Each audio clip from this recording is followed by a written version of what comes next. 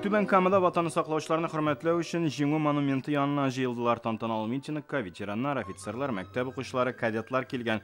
Бөек ватан сугышы елларында Түбән Камадан фронтка 8000-гә якын кеше китә.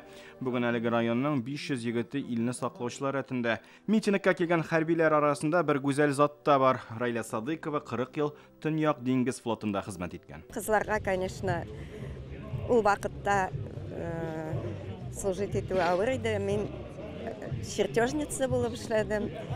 Атомный подводный лодкаларга сызым сыза идем инде. Бүген бөтен ир егетләребезгә мин саулык, сәламәтлек телим, гаиләләрендә бәхет телим. Яршалыда җиңү мемориал комплексындагы һәйкәлгә чәчәк салдылар. Ватан өчен һәлак булучылар 1 минут тынлык белән искә алынды. Бодагы 23 февраль уңайнан оештырылган тантана шатлыклы күз яшьләре белән үтте. Бөек ватан сугышында хәбәрсез югалган 10 солдатның якыннарына мәрхүмнәрнең кайда ятып калганлыгы турында мәгълүмат җиткерделәр. Фәргать Вахаветдинов абыйсы Хасият фронтка киткәндә әле дөньяга килмәгәндә була. Бүген аңа туганының кайда җирләнгәнлеге турында документ тапшырдылар. Рәхмәт инде кемнәр эзләп табучыларга, бик уҗа белән тапканнарга.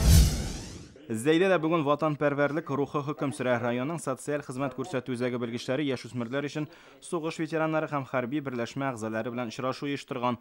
Укучылар хәрбиләрдән үзләрен кызыксындырган сорауларга җавап алды. Застава хәрби берләшмәсе оештырган күргәзмә белән дә таныштылар.